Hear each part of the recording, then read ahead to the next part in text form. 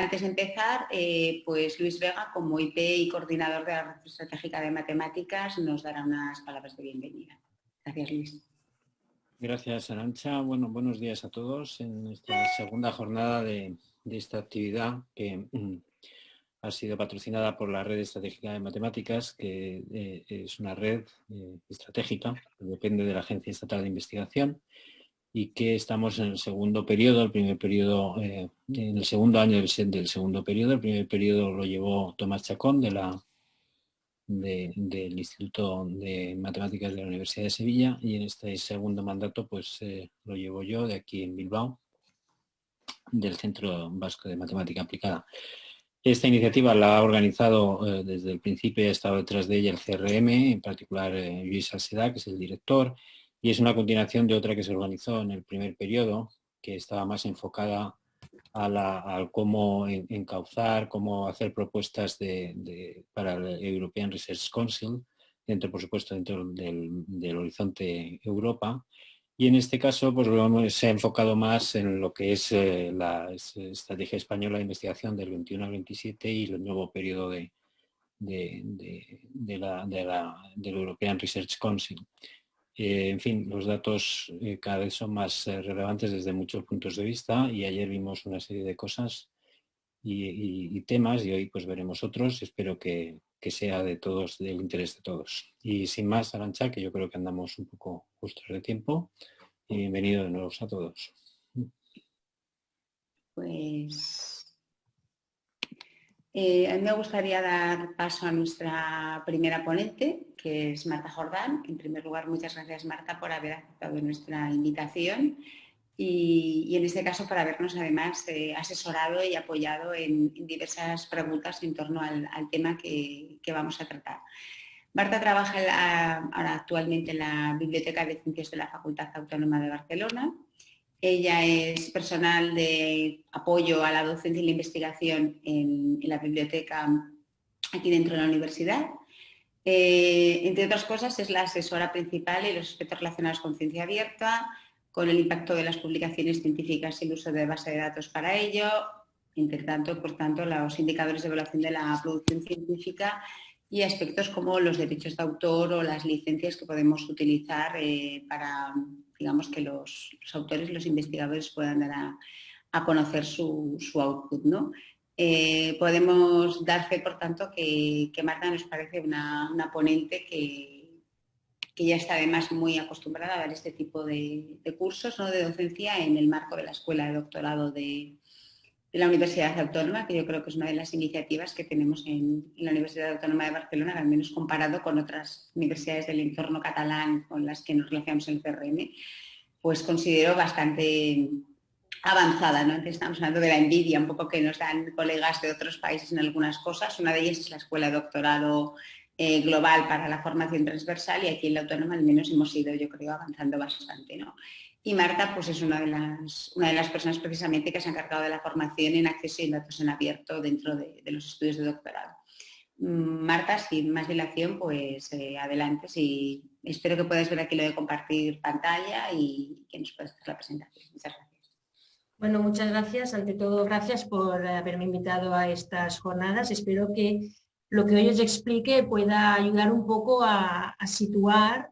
Ayer en la presentación, efectivamente, Pilar nos dio el gran camino que se abre por delante, pero esto para el investigador puede ser abrumador, y desde las instituciones tenemos que ofrecer servicios a nivel bibliotecario, de apoyo, para que el investigador pueda cumplir estos requisitos que se van pidiendo. Y un poco la idea de hoy de mi charla es la introducción a publicar los datos en abierto, los pasos a seguir y qué apoyos puede ir recibiendo un investigador en cada punto de ese proceso.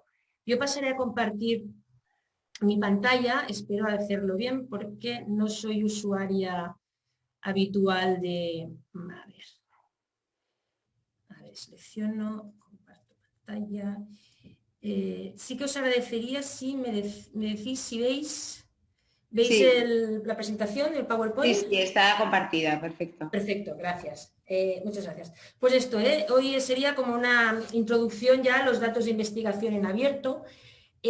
Tal como comentó ayer Pilar, la ciencia abierta tiene un marco muy amplio, el acceso abierto, el Open Peer Review, el Big Data, métricas abiertas. Yo hoy me centraré en el aspecto de datos de investigación en abierto. Todo el resto de ciencia abierta no lo tocaré en esta charla de hoy. La idea un poco es explicar qué son los datos de investigación, qué beneficios le aporta a los investigadores ponerlos en abierto, qué tipos de datos hay y cuáles son los que se ponen abierto. No todos los datos que generéis a lo largo de vuestra investigación acabarán publicados en abierto, obviamente.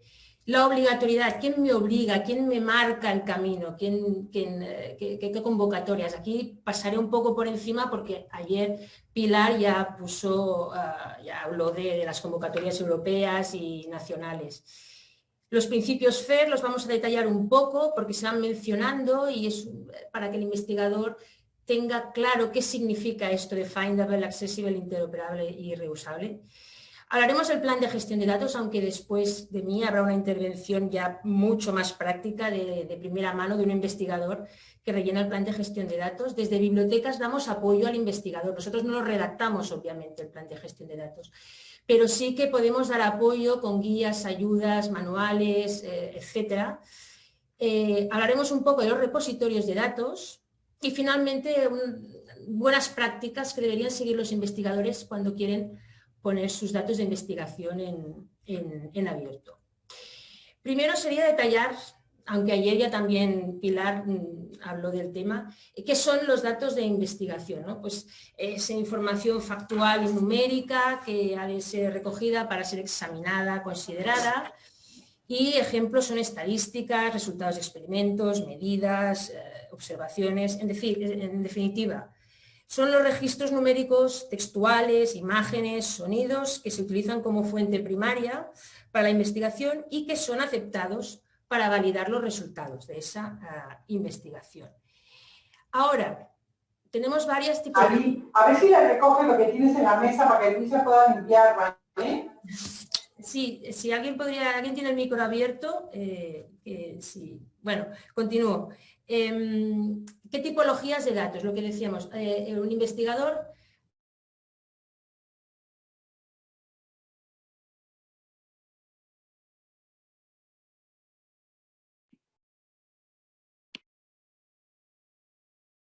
sí. ¿Se me escucha? Es que ¿sí? ¿Se oye?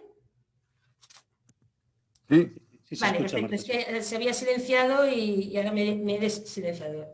Continúo. ¿Qué tipos de datos? ¿No? A lo largo de la investigación se generan muchos datos, principalmente hay los datos primarios, los raw data, que son los datos que se van generando a lo largo de la investigación. Esos datos, aunque se hacen constar en el plan de gestión de datos, no son los que acabarán en abierto. La charla de hoy se centra también en los datos finales, los datos que ya están procesados, están anonimizados, transcritos, traducidos, validados y analizados. Por tanto, el investigador genera datos a lo largo de su investigación, pero no todo lo que genera acabará en abierto. Y de lo que acaba en abierto no se publica en abierto tal y como el investigador los ha generado, sino que pasan por un proceso de validación, de anonimización, etcétera, etcétera.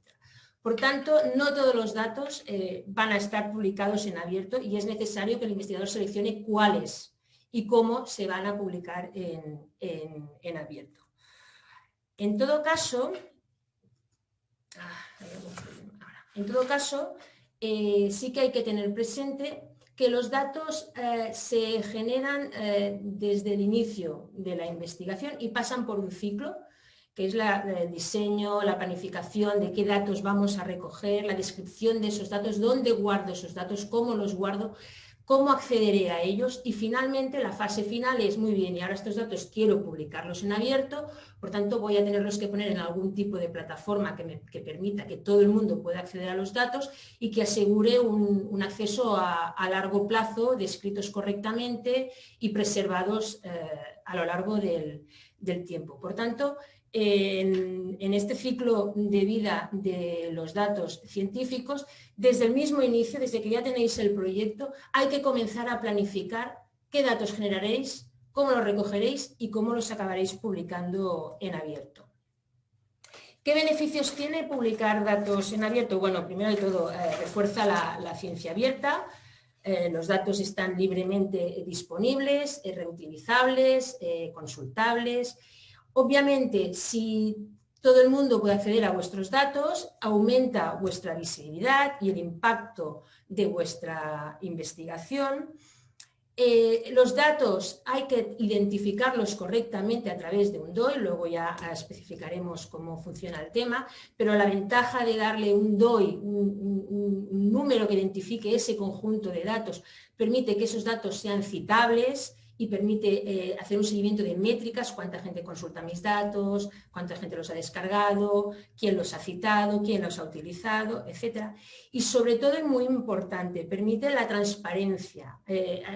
Si todo el mundo publica los datos de investigación, es más fácil evitar el fraude científico, que desgraciadamente ha habido casos notorios a lo largo de los años. Por tanto, no solo es aumentar la visibilidad, aumentar el impacto, sino también evitar el fraude y fomentar la transparencia. Y sobre todo la reutilización, también abarata costes. Si, por ejemplo, yo en mi investigación tengo que ir cada día al río Ebro y medir la temperatura a lo largo del mes de febrero de ese río, yo recojo esos datos, pero quizás otro investigador en otra parte de España necesita esos datos, también debería ir al río Ebro y recoger las temperaturas. Pues ese investigador ya puede acceder a los datos que yo recogí a barato costes, puede aprovechar el trabajo que yo ya he hecho y, por tanto, libre circulación y compartir los resultados. Esto se ve muy claramente también en experimentos clínicos con humanos o animales, pues puedes ahorrar también experimentos invasivos si puedes acceder a los resultados de otras investigaciones previas a las tuyas, ¿no? Evitar la duplicidad, que no haya 3 personas en 3 proyectos distintos que estén recogiendo exactamente los mismos datos. Y finalmente, facilitar la colaboración y el debate. Si yo puedo acceder a los datos de otra persona, los cito, puedo contactar con esa persona, discutir, bueno, ver probabilidades de colaborar y analizar y fomentar la diversidad de opiniones en torno a esa investigación. Por tanto, la idea de beneficiar, los beneficios es visibilidad del investigador, transparencia, evitar fraude y también abaratar recursos y costes, ¿por qué no? También, ¿no? Pasando al siguiente punto, que sería lo de las convocatorias, ¿quién me obliga? Evidentemente, ayer Pilar ya lo comentó, Horizonte 2020 ha marcado un hito brutal, iba a decir, porque al obligar, es verdad que hay opciones de opt-out, de no poner los datos en abierto, pero Horizonte 2020 ha obligado a poner en la mesa todo el tema de los datos para todos los investigadores. Por tanto, ya sabéis que en ese programa, excepto en algunos casos, se pedía que la gente publicara los datos de investigación en abierto y los planes de gestión de datos también. La próxima convocatoria de Horizon Europe siguen yendo en la misma línea, datos obligatorios, el Data Management Plan, el plan de gestión de datos también obligatorio ponerlo en abierto, presentarlo y ponerlo a disposición también de la comunidad científica. Y menciona también la construcción de la European Open Science Cloud, que ayer Pilar también explicaba, esa infraestructura que permite recoger una ventana única para recoger los datos y servicios asociados con los datos. Por tanto, sigue marcando Europa el camino en esa dirección. A nivel español, también ya lo comentaba ayer, el plan estatal hablaba de acceso abierto y ciencia abierta y concretamente decía que los proyectos pueden incluir optativamente el plan de gestión de datos. y el depósito en repositorios institucionales.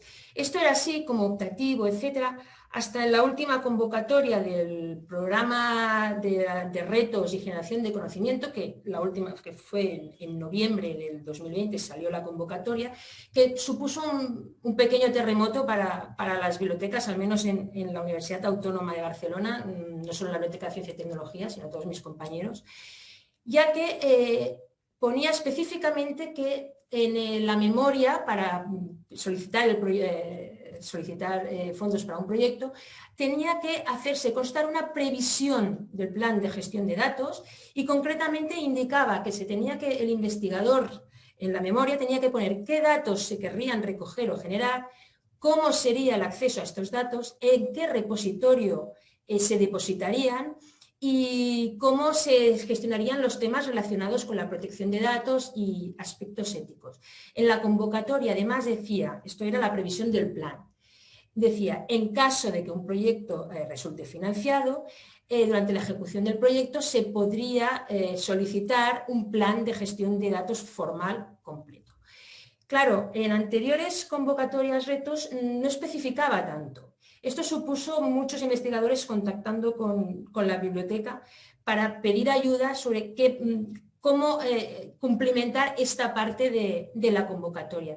Y es ahí donde desde bibliotecas dimos lo que decíamos, nosotros no redactamos esa información, pero sí que damos guías, ayudas, directrices, sobre todo también damos aspectos a tener en cuenta, si querrás esto, querrás lo otro, es decir, presentar al investigador las posibilidades y que el investigador finalmente decida qué incluye y qué no en esa propuesta. Por tanto, aquí en el plan estatal ya obligó al investigador a poner negro sobre blanco qué previsión tenía y obligó a tener que pensar ya en la solicitud qué iba a hacer con los datos que se fueran a generar.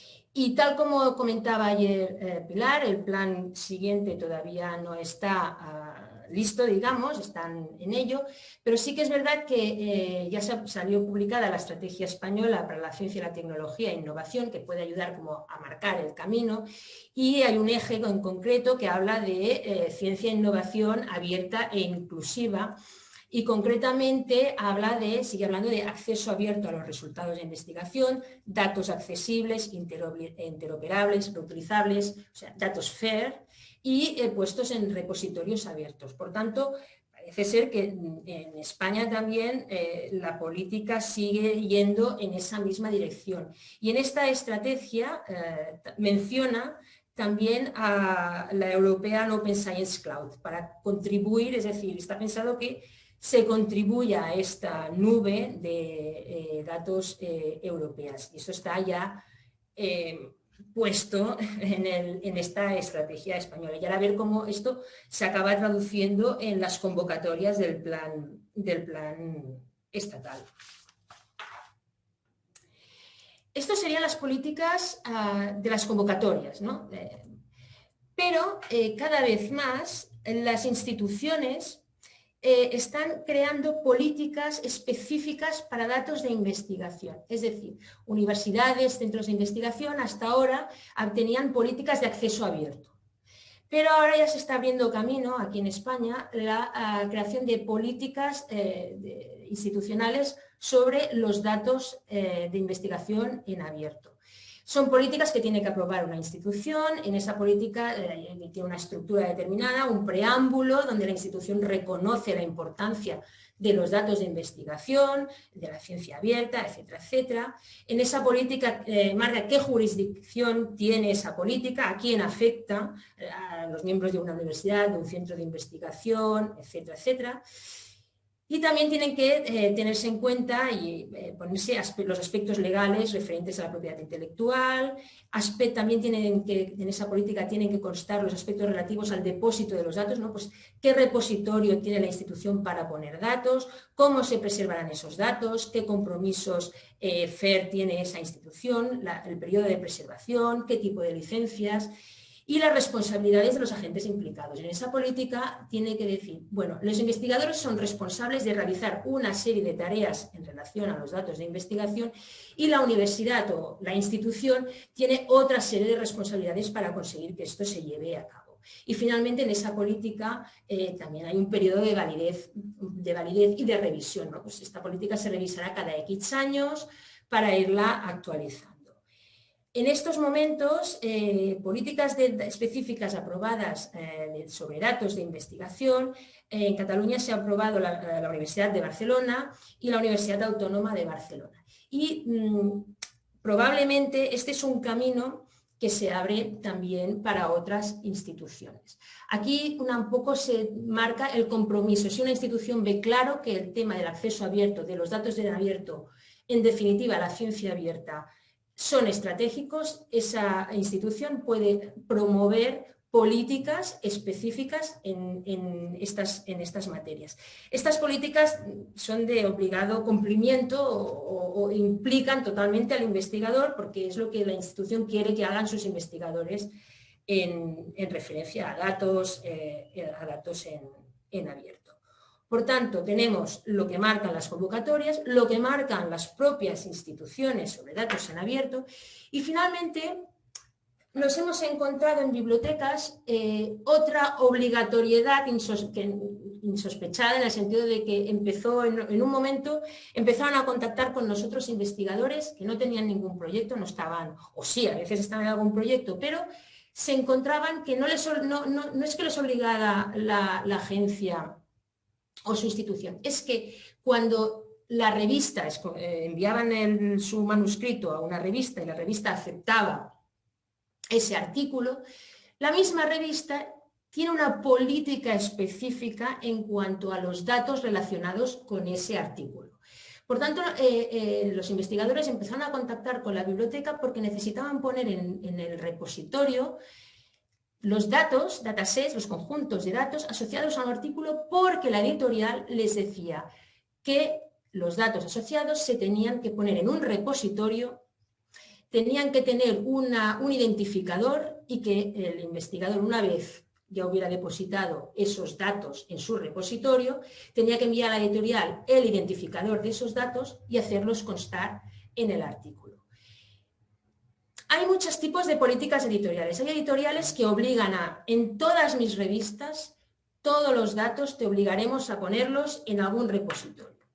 En otras editoriales hacen una clasificación de tipologías de revistas, ¿no? Estamos hablando de grandes editoriales que tienen muchas revistas, y dicen, bueno, tenemos 3 clasificaciones de revistas, en unas, según en qué revistas publiques, no te vamos a obligar a nada, en otras lo recomendaremos strongly, recomendamos mucho que esto lo pongas, pero no lo obligan, y en un tercer bloque de revistas, pues en estas revistas te vamos a obligar a poner los datos en abierto. Y hay otras editoriales que lo que hacen es recomendar. También en algunas os recomiendan algún repositorio en concreto, algunas no se mojan y dicen escoge el repositorio que quieras o mencionan tu repositorio institucional. En otras dicen damos algunas recomendaciones de repositorios temáticos y dan una lista de repositorios, o en otras te pueden obligar a ponerlo en un repositorio concreto. Por tanto, ya vemos que al investigador, o por una vía, por la vía institucional, por la vía del proyecto o por la vía de la editorial donde va a publicar, se ve abocado a acabar publicando sus datos de investigación en abierto. Sobre las políticas editoriales encontraréis la información cuando se publicáis en alguna revista, normalmente la información sobre si te obligan a poner o no los datos en algún repositorio aparece en el apartado en las Author Guidelines, hay un apartado de Data Availability, algún apartado similar, donde dan esas recomendaciones. Estos que tenéis en pantalla es una selección de grandes editoriales. Todas estas tienen un apartado donde especifican qué quieren que hagáis con esos datos. Si obligan, no obligan, si recomiendan, etcétera, etcétera. Por tanto, ya veis que por todos los caminos van llevando a la publicación de datos en abierto. Claro, cuando todo el mundo te dice, pon los datos en abierto, ponlos en abierto, muy bien, pero no quiero que los pongas en abierto de cualquier manera, tienen que cumplir unos requisitos FAIR.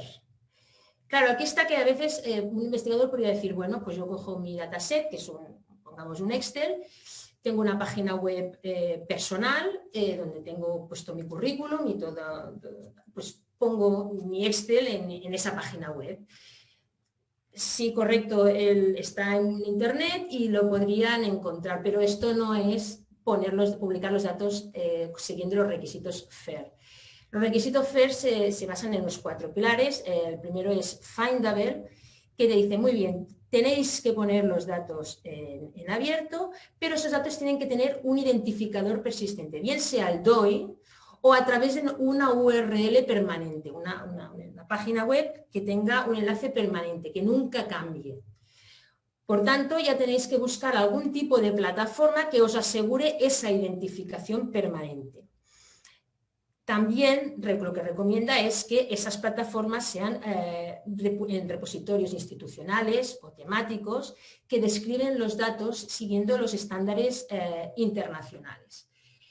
Y que estos repositorios han de facilitar que los registros sean fácilmente localizables y recuperables.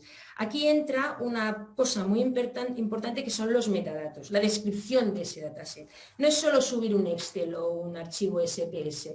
Ese dataset tiene que estar descrito, tiene que decir claramente quién es el autor, cuál es el título del dataset, en qué fecha se recogió esa información, dónde se ha publicado, las palabras clave, las keywords que define el dataset, un pequeño resumen, el DOI, etcétera, etcétera. Esa descripción es fundamental para hacer la información localizable y esa descripción tiene que estar hecha siguiendo criterios estándar, de tal manera que permita que todo el mundo pueda acceder desde cualquier parte, hasta la búsqueda en Google, pueda acceder a esos datos. De hecho, el tema de los metadatos es lo que hemos hecho los bibliotecarios toda la vida cuando catalogábamos libros en fichas. Eso eran los metadatos, pues es exactamente lo mismo. Cogemos en el repositorio, cogemos ese dataset y lo describimos, lo catalogamos para que sean, utilizando formatos estándar, para que sean fácilmente localizables. Luego está el tema de la accesibilidad. Esa plataforma, ese repositorio que tiene esos datos y metadatos, tiene que ser accesible, por tanto tiene que utilizar protocolos de comunicación abiertos y estándar para que recolectores, buscadores puedan acceder a esa información y se pueda intercambiar la información entre plataformas. Lo que decíamos ayer, si no recuerdo mal, nos presentaron el repositorio BIRD y que comentaron, no, y está en Recolecta, claro, está en Recolecta porque se utilizan protocolos de comunicación estándar y eso es fundamental. Para que te localicen, para que puedan acceder a ti, tienes que utilizar protocolos estándar que permitan este intercambio de datos e información. Y también estos repositorios, para cumplir con los principios FAIR, tienen que utilizar los metadatos, esa ficha catalográfica, tiene que utilizar estándares también, lenguajes estándar. Internacionales. Aquí tenéis una serie de ejemplos, ¿no? De color naranja es el estándar Dublin Core, hay el datasite, hay formato ISO. Por tanto, en cuanto a códigos, nomenclaturas, etcétera, hay que utilizar estándares internacionales y hay que asegurarse que ese repositorio que escogéis, ese repositorio de datos, utiliza estos estándares que permiten que todas las plataformas se entiendan. Y cuando yo digo que esto es el campo título, todo el mundo sepa que esto es el título de este dataset. Por tanto, estos estándares permiten que la información sea fácilmente localizable, interoperable, ¿no? Y finalmente, ¿todo esto para qué? ¿Para qué necesito mis estándares? ¿Para qué necesito que todo el mundo me encuentre y me localice mis datos? Pues porque los datos tienen una misión final, los datos en abierto tienen una misión final última, que es que sean reutilizables, que alguien pueda acceder a ellos, pueda consultarlos y pueda construir también una investigación en base a los datos que yo haya podido generar. Por tanto, es muy importante que al poner esos datos en abierto, estos datos tienen que ir acompañados de una descripción exhaustiva y detallada de cuál ha sido el proceso de recogida de los datos. No es solo poner lo que decíamos, el Excel, sino que tiene que decirse, vale, ¿qué metodología he utilizado para recoger esos datos? ¿En qué condiciones atmosféricas? ¿En qué días del año? No sé, toda la metodología de recogida. ¿Qué programa informático leerá esos datos mejor, etc. Por tanto, cada área temática hay que describir esos datos, describirlos exhaustivamente. Toda la metodología de recogida tiene que estar allí presente para que quien vea ese dataset pueda entender qué tiene delante. Y para esa descripción, lo que decíamos, estándares temáticos para que todo el mundo pueda entender de qué estamos hablando. Y finalmente, aplicar las licencias Creative Commons apropiadas para que esos datos puedan reutilizarse, ¿no? Pueden ser licencia Creative Commons, utilizada es la CC BY, o de dominio público, el dominio público a los datos de investigación. Por tanto, estos serían los principios FAIR y es la importancia que tiene de que esos datos tienen que estar en un repositorio, en una plataforma que permita que todo el mundo pueda acceder. Y esa plataforma os va a dar todas las facilidades para que podáis poner esos datos en abierto. El siguiente paso sería un documento que es fundamental, es el pilar, porque es el que será como el plan estratégico de vuestros datos de investigación, ¿no? Es el plan de gestión de datos. Yo no explicaré cómo se rellena paso a paso un plan de gestión de datos, porque esta faena, este trabajo lo hace el investigador, pero sí que es verdad que desde las bibliotecas, cuando damos asesoramiento, podemos ayudar a encontrar las pautas y a encontrar documentación que ayuden al investigador a rellenar ese plan de gestión de datos, porque, insisto, es un documento fundamental. Porque es el que describe el ciclo de vida de los datos que se generarán a lo largo de la investigación. En el plan de gestión de datos, el investigador tiene que hacer constar, desde el principio, qué datos está previsto que se generen con esa investigación, qué tipo de datos. Bueno, pues generaré un fichero con un directorio, por ejemplo, entrevistaré personas, pues un directorio con los nombres y apellidos de las personas entrevistadas. Luego otro directorio con otro fichero con las preguntas y las respuestas, luego, etcétera. Es decir, ¿qué datos? Todos los que pensáis generar. Mientras estáis investigando, es decir, estos datos todavía son privados, están están en el desarrollo de vuestra investigación, en ese plan de gestión de datos hay que poner, muy bien, ¿dónde guardaré esos datos mientras los estoy investigando? Es lo que ayer decía Pilar, ¿no? Que la gente, esto lo tengo en un pendrive en casa, esto lo tengo en un Dropbox, este Excel lo tengo en un Google Drive, esto lo tengo en mi laptop, esto lo tengo en el ordenador del trabajo. El plan de gestión de datos, un poco la idea es, guardemos los datos durante la investigación en un único lugar, que puedan acceder los investigadores que necesiten acceder. ¿Qué permisos tiene cada investigador? Por ejemplo, pues mira, el investigador principal podrá modificar los datos, borrarlos y eliminarlos, pero los doctorandos solo podrán consultarlos, pero no modificarlos. Es decir, podéis llegar a ese nivel de exhaustividad. ¿Dónde lo guardaré? ¿Cómo lo guardaré? ¿Quién accederá? No quiero decir que tengáis que poner toda esta información, pero es si podéis, si es necesario establecer permisos de acceso, pues en ese plan de gestión de datos hay que hacerlo constar.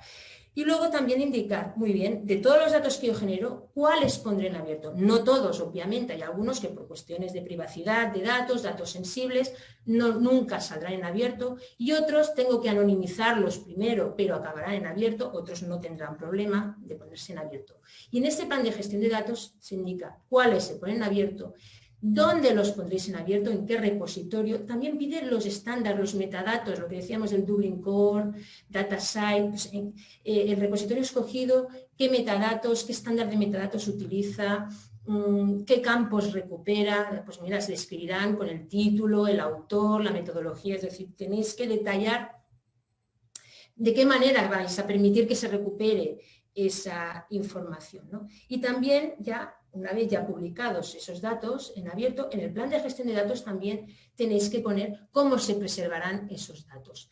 Y ahí está el trabajo del repositorio. los repositorios normalmente tienen un plan de preservación para los datos a largo plazo, pues esto se tiene que hacer constar, ¿no? Pues el repositorio de mi institución o el repositorio escogido tiene un plan de preservación. Esta información nos la proporciona el personal de apoyo de la biblioteca o los mismos repositorios tienen apartados donde se explica esta información. Por tanto, ya veis que el plan de gestión de datos es un documento que marcará el camino de la generación de datos y es muy importante, es básico, ¿no?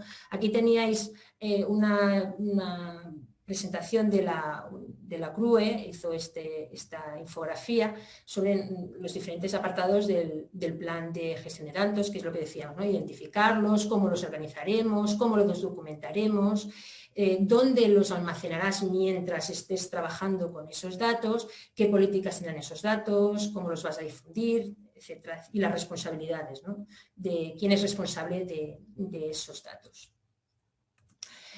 Claro, el plan de gestión de datos es un documento bastante, bueno, hay de muchos tipos, los he visto muy breves y los he visto muy amplios, pero es un documento muy elaborado. Por tanto, hay plantillas que permiten, tienes ya los apartados y permite al investigador ir rellenando. Hay diversos tipos de plantilla.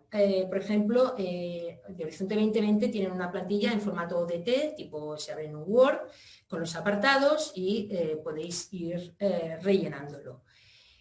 También, por ejemplo, hay instituciones como el CSIC, que tiene una plantilla para proyectos Horizonte 2020, que está en PDF, que también es lo mismo, es el documento, y ahí los investigadores pueden ir rellenando los apartados.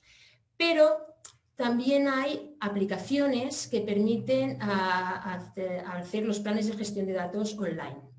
Es una aplicación, por ejemplo, la de OpenEUDAT, que es Argos, esta es gratuita, o el Digital Curation Center tiene el DMP Online, que es muy conocido, que son aplicaciones que tienen una plantilla, decís para qué proyecto queréis hacer el plan de gestión de datos, pues para una Horizonte 2020. Y en esa plantilla ya hay los apartados de esa convocatoria, los investigadores tienen que ir rellenando esos apartados y finalmente ese programa permite generar un PDF que ya será el documento, el deliberable, el documento que se entregará. Del DMP Online, del Digital Curation Center, el consorcio Madroño lo tradujo al castellano y puso en marcha la Pagoda para hacer planes de gestión de datos. Y en Cataluña, el CSUC, el Consorcio de Universidades Catalanas, también tiene también cogió el DMP Online y hizo la EINA DMP para las universidades, que los investigadores de las universidades pudieran hacer su plan de gestión de datos. En el del CSUC, que es el que obviamente por proximidad es el que conozco, no solo hay, en ese programa pueden haber varias plantillas, la Horizonte 2020 es la más típica, pero en el del CSUC hay también una plantilla para los proyectos del plan estatal. Y también una cosa que consideramos que es muy interesante es que, claro, a los investigadores senior todo esto del plan de gestión de datos les ha cogido ya cuando llevaban años investigando y hay que reciclarse rápido. Pero sí que es verdad que los jóvenes investigadores tienen la posibilidad de aprender ya a investigar con datos FAIR. Por tanto, se ha creado una plantilla, en Cataluña se creó una plantilla para que los doctorandos que lo desearan pudieran hacer un plan de gestión de datos de su tesis doctoral. Y una plantilla es mucho más sencilla, obviamente, que la de un Horizonte 2020 o de un plan estatal, pero es una buena manera de que ya los jóvenes investigadores, los doctorandos, empiecen a tomar conciencia de la importancia de recoger los datos adecuadamente para ponerlos a disposición del público y ya pueden publicarse las tesis doctorales con un conjunto de datos y un plan de gestión de datos relacionados. Por tanto, veis que se puede hacer también aprendizaje e intentar formar a los jóvenes investigadores, ayudarles a que esto en el futuro para ellos ya sea muy natural hacer un plan de gestión de datos. Normalmente en estas herramientas, tipo Pagoda, tal, al lado, mientras vais rellenando, hay ejemplos de ejemplos de redactado, ¿no? Pues ejemplo de redacción de este apartado y da un ejemplo para que el investigador lo pueda adaptar. Todo y con eso tenemos investigadores que estas herramientas no les acaba de gustar y prefieren las plantillas, tú dame un PDF, dame un Word con la plantilla, yo ya lo voy rellenando. Por tanto, sí que hay muchos, aquí he puesto algunos ejemplos, pero hay muchas más plantillas para elaborar planes de gestión de datos y son fácilmente localizables por Internet y las instituciones en sus páginas web también las destacan, digamos. Y muy importante, el PGD, el plan de gestión de datos no es un documento único, no es ahora hago un plan de gestión de datos y es un corsé con el cual estoy atado a lo largo de mi investigación. La investigación está viva y por tanto pueden cambiar las circunstancias. En los proyectos europeos recomiendan hacer 3 planes de gestión de datos como mínimo. Es decir, el primero sería el plan de gestión de datos inicial, dentro de los 6 primeros meses, una vez asignado el proyecto, es la primera previsión, digamos, es el plan de gestión de datos de qué idea tenemos al iniciarse el proyecto. Como mínimo, a mitad de proyecto tendría que revisarse el plan de gestión de datos y actualizarlo cuando toque la evaluación periódica del proyecto. Dicen que al menos una revisión tendría que haber. Y a final de proyecto presentar el plan de gestión de datos final. ¿Por qué? Porque claro, a lo largo de la investigación cambian las circunstancias. Quizás yo al principio no había previsto recoger algún tipo de dato y a lo largo de la investigación he visto la necesidad de, ostras, pues es interesante que recojamos esta información. Esto es un nuevo dataset, pues ampliamos modificamos el plan de gestión de datos, lo actualizamos e incluimos esa nueva información. O mira, yo aquí pensé que podría esto publicarlo en abierto y resulta que acá tendré que acabar cerrando este dataset porque esto no se puede publicar. Por tanto, el dataset el plan de gestión de datos se va actualizando para reflejar la vida de vuestra investigación. Ya os digo, a mitad de proyecto recomiendan al menos una revisión, pero habría que revisar y realizar un nuevo plan de gestión, no es hacer un nuevo plan de gestión de datos, es revisar y actualizar el plan de gestión de datos siempre que cambie una circunstancia en vuestra investigación, que haya un cambio importante. Por tanto, puede haber varios planes de gestión de datos de un proyecto. Y finalmente, estos planes de gestión de datos tienen que estar en abierto también, tienen que ser accesibles. De hecho, es una fuente muy buena de información de investigadores que vienen a la biblioteca y dicen, no he hecho nunca un plan de gestión de datos. Aparte de nosotros dar apoyo y dar información, también muchas veces lo que hacemos es darles ejemplos de otros planes de gestión de datos ya publicados y hechos de otros proyectos para que ellos vean cómo respira un plan de gestión de datos y puedan utilizarlo como inspiración o como ejemplo. Por tanto, leer otros planes de gestión de datos es un aprendizaje buenísimo para hacer tu propio plan de gestión de datos. Y después, claro, todo esto estamos hablando de los datos, los planes de gestión de datos, ¿dónde se pone todo? En un repositorio institucional. Y recordad que un repositorio, he dicho institucional, pero no, en un repositorio. Hay diversos tipos de repositorio, como ahora veremos. Un repositorio es una plataforma que tiene como misión proporcionar acceso a la información a largo plazo, en abierto. Free, open, free, available, ahora y en el futuro. Esto es muy importante, a largo plazo. Garantizar que de aquí X años aquello seguirá siendo accesible a través de esa URL, a través de ese doc. Por tanto, cuando un investigador escoge un repositorio o tiene su repositorio institucional, la institución debe velar para que puedan dar acogida a esos datos de investigación FAIR. Por tanto, habría que hacer como una checklist para ver si el repositorio es FAIR o no. Pues ese repositorio asigna a identificadores permanentes, un DOI, sí. Utiliza estándares internacionales, facilitan esa búsqueda y recuperación, los datos y los metadatos son accesibles a través de protocolos de comunicación estándar, los metadatos están normalizados, se describe exhaustivamente, hay licencias Creative Commons, es decir, es un repositorio FAIR. Esto es lo que vosotros investigadores tenéis que aseguraros que donde lo vayáis a poner cumple esos requisitos. Y la institución, vuestra institución, si tiene un repositorio, os recomienda un repositorio, tiene que velar para recomendaros un repositorio que sea FAIR. Por tanto, hacer esta checklist y ver que el repositorio cumple con esos requisitos que al final es lo que os estará pidiendo la agencia europea correspondiente o etcétera, ¿no? Claro, para datos hay varios tipos de repositorio. Uno son los repositorios institucionales, ¿no? Pues en la Universidad Autónoma de Barcelona tenemos el Dipòsit Digital de Documents, el DDD, que es el repositorio institucional que acoge no solo datos de investigación, sino también pues, las tesis doctorales, artículos, etcétera, etcétera, ¿no? O el Digital CSIC es otro repositorio, como PERT ayer vimos, como el del Centro de Recerca Matemáticas, son repositorios institucionales. Lo que hay que velar que ese repositorio institucional también acoja datos, también pueda acoger datos FAIR.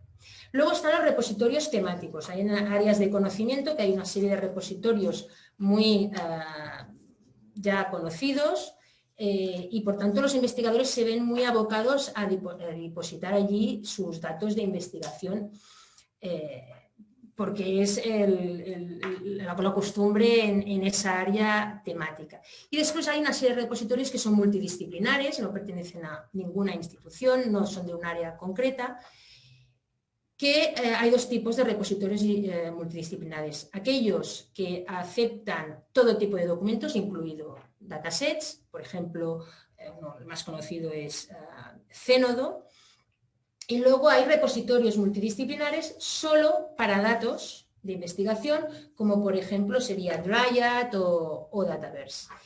En el marco del consorcio de universidades catalanas se hizo un documento, yo ahora voy a ver si puedo entrar para que lo veáis, está en catalán pero yo creo que puede ser de utilidad. Es un documento donde hay una tabla comparativa de los principales repositorios multidisciplinares con cada una de sus características. Esto es porque si algún investigador no pone sus datos en su repositorio institucional, por el motivo X que sea, y está dudando si yo en Zenodo, en Fisher o en Dryad, en esta tabla comparativa están todas las características de cada uno de los repositorios, qué condiciones tiene, etcétera, etcétera. Esto para datos de investigación, ¿eh? Y esto, pues, este documento quizás puede ayudar al investigador a escoger uno de los repositorios. Por otra parte, aparte de este documento, también hay un recurso, Re3Data, donde es el registro donde podéis encontrar todos los repositorios de datos que actualmente existen. Claro, aquí podéis encontrar, si buscáis un repositorio, por ejemplo, el de la Universidad Autónoma de Barcelona, ponéis el nombre del repositorio y os dice, sí, el DDD recoge datos de investigación. Cuando digo DDD puedo decir el del Digital CSIC, etcétera, ¿vale? Por tanto, podéis poner nombres de repositorios institucionales a ver si ese repositorio acoge datos de investigación. Luego también podéis buscar los repositorios multidisciplinares tipo Zenodo, donde también está la información. Pero también podéis buscar por áreas temáticas. Aquí tenéis el buscador, perdón, y por países también, es decir, ¿qué repositorios hay? Bueno, esperad, que tengo la búsqueda hecha, voy a la página principal. ¿Qué repositorios hay en España que acojan datos de investigación? Pues aquí podríais buscar esa información y saber qué repositorios españoles habría en estos momentos que acogen estos datos de investigación. Y lo mismo por áreas temáticas que harán, había aquí, ahora no lo estoy sabiendo ver, pero también había subjects. En alguna parte podría buscar por áreas temáticas también. Aquí, mira, al principio de todo, ¿de acuerdo? Tenéis áreas temáticas y ver qué repositorios acogen datos de esas áreas temáticas.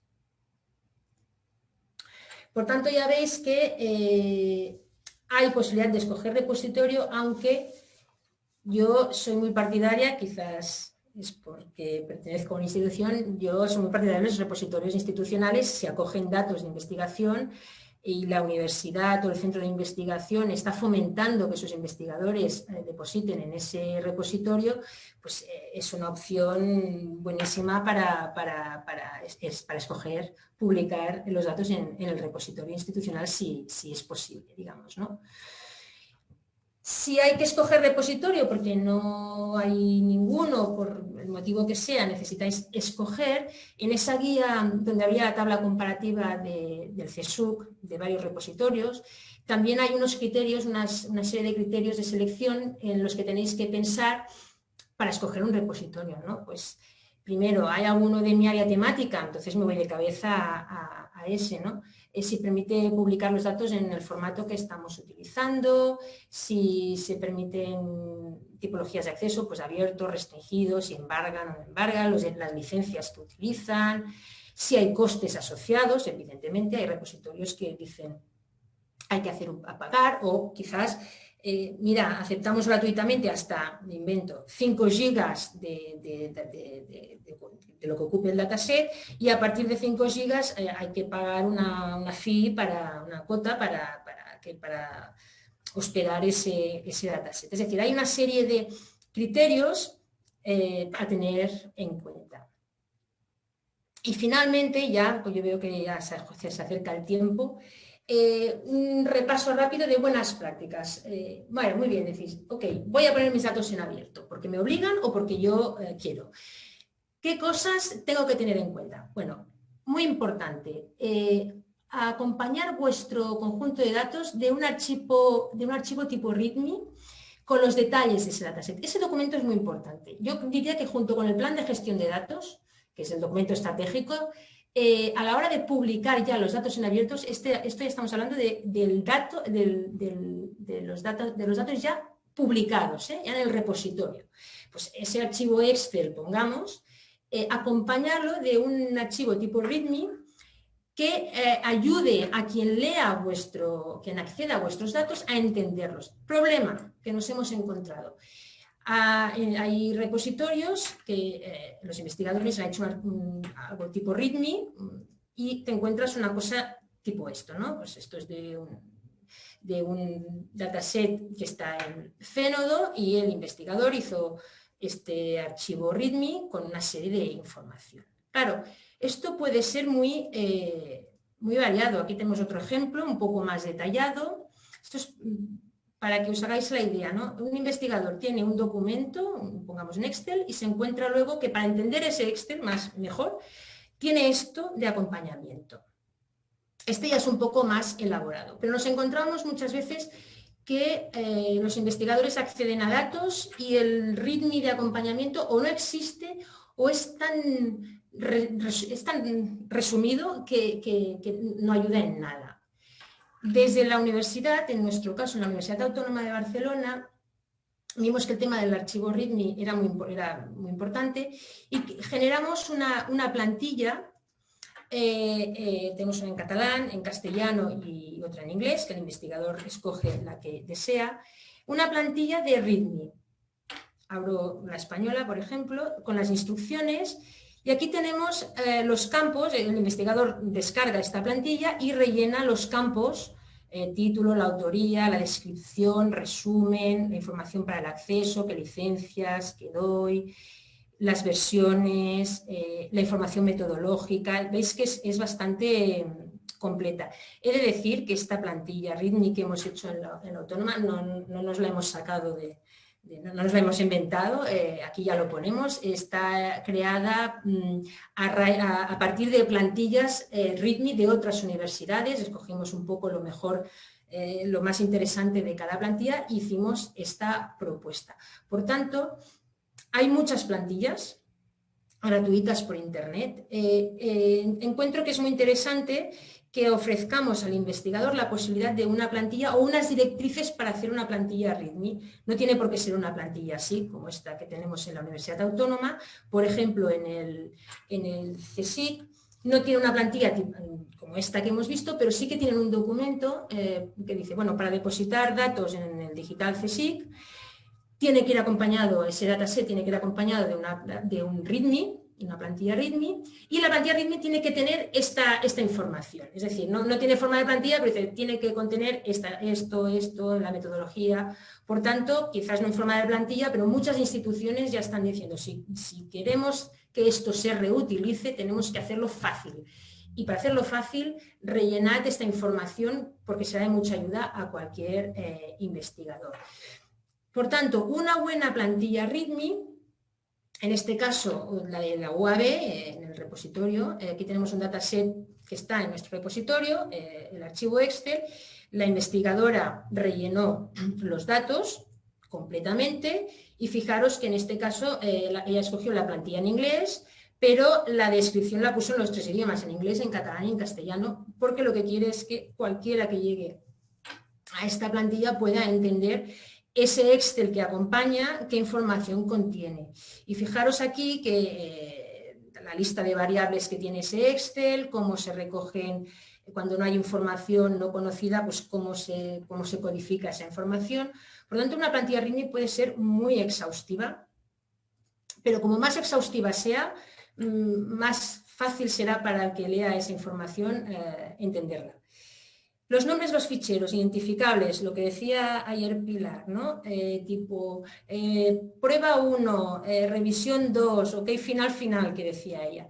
Bueno, esto no tiene que ser así y, por tanto, hay que establecer algún tipo de convención para nombrar los ficheros y que todo el mundo que esté involucrado en ese proyecto, todos los investigadores utilicen la misma convención, ¿no? Pues se llamará, empezará por estas siglas, _, V1, _ y la fecha en formato mes, año, día, año, mes, día, lo que queráis.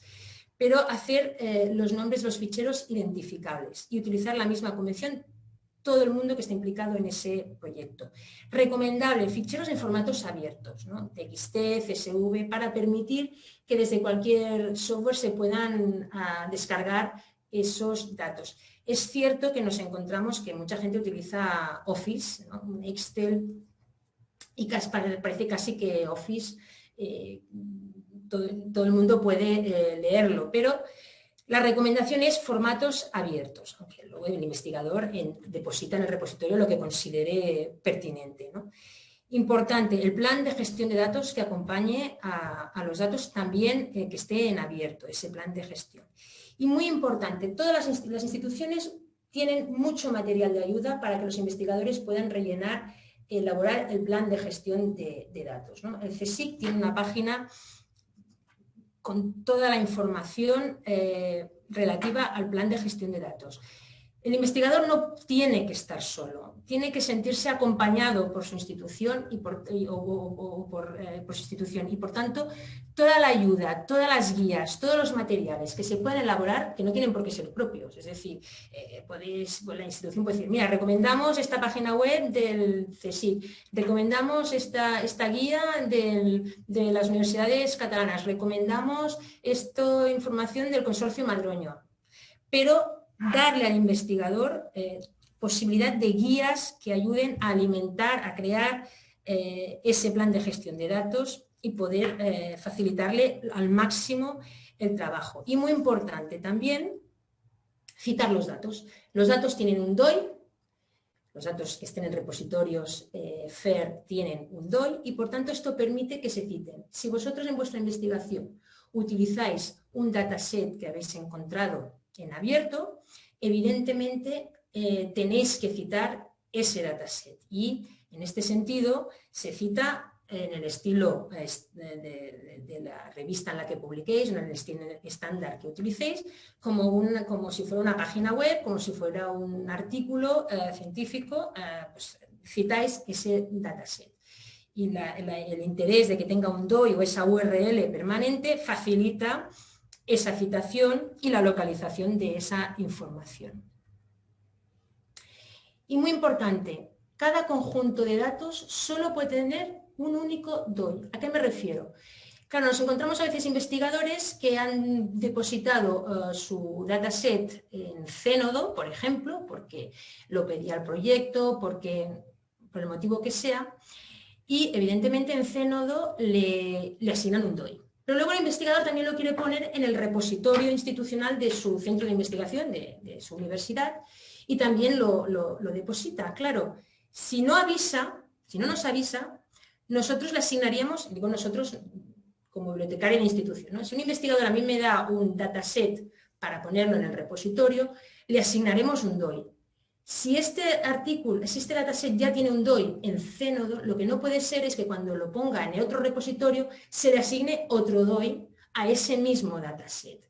Por tanto, si tenéis previsto que vuestro conjunto de datos esté en más de un repositorio, por el motivo que sea, lo que tenéis que hacer es depositarlo en el primero, ese os dará un DOI, y cuando lo llevéis a los otros repositorios, decir, esto ya tiene un DOI y por tanto cuando lo pongáis en vuestro repositorio institucional, por ejemplo, no se le asignará un nuevo DOI, sino que se pondrá el DOI original de la institución, del repositorio que dio ese DOI. ¿De acuerdo? Por tanto, lo que no es correcto es tener un mismo conjunto de datos en varios sitios y que en cada sitio tenga un DOI distinto. Puede estar en varios sitios, pero siempre con el mismo DOI. Por tanto, lo depositas la primera vez, se le asigna un DOI y luego en los siguientes repositorios es informar de qué DOI tiene para que en el repositorio se refleje el DOI original, digamos.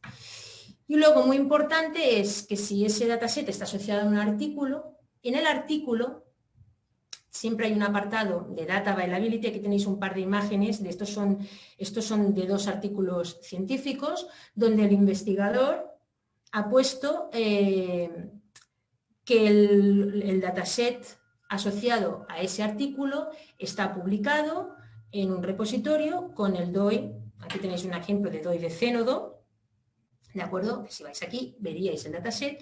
Y este es otro artículo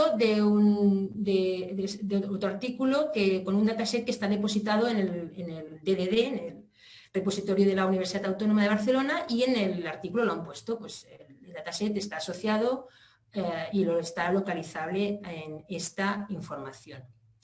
Y luego otra cosa que también pedimos desde los repositorios es que, claro, muchas veces el investigador nos hace llegar el dataset cuando todavía el artículo no está publicado. Dice, bueno, es un artículo enviado a la revista X, pero yo como necesito que tenga un DOI, antes de que se publique el artículo, ya pongo ese dataset en abierto.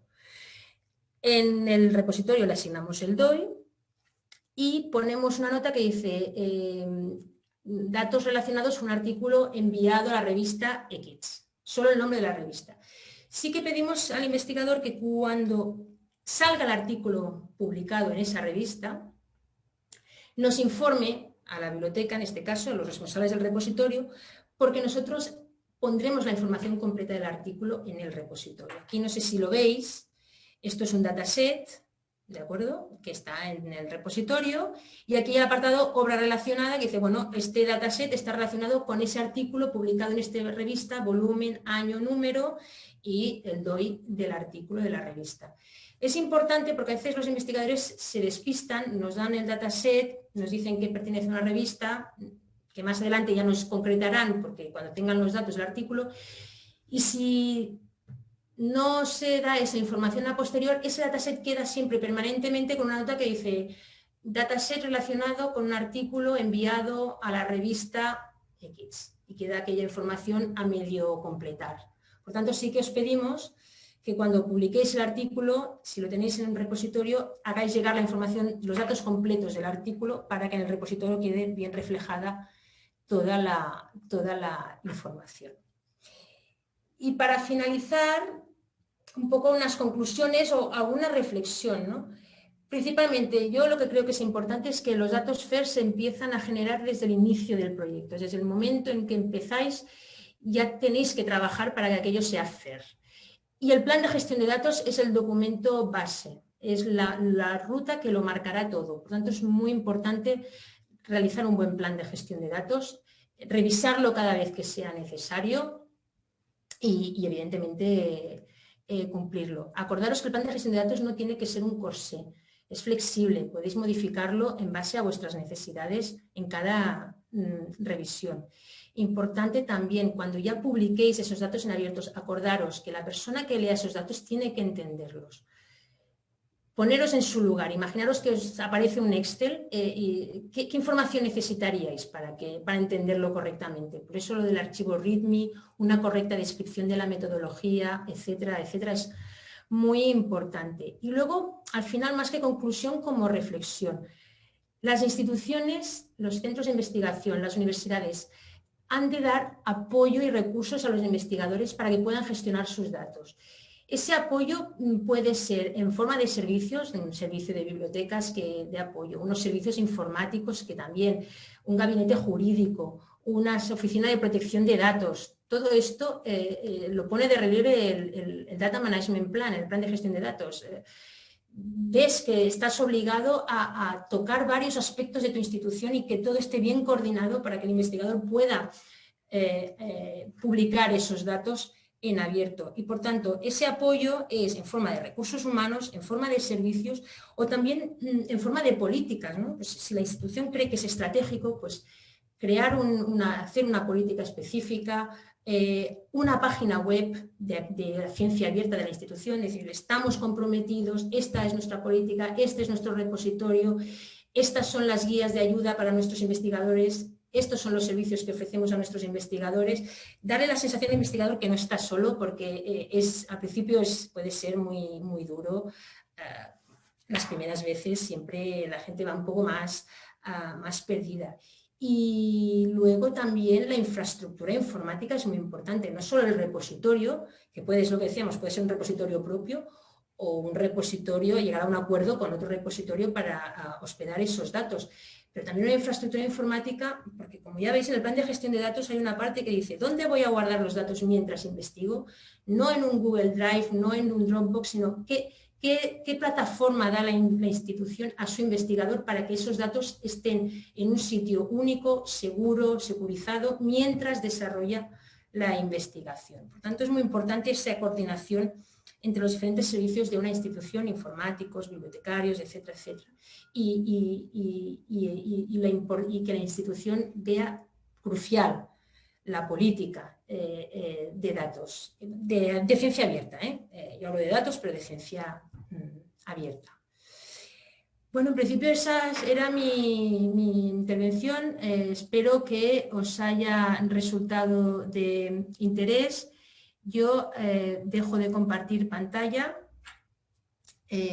Muchas gracias.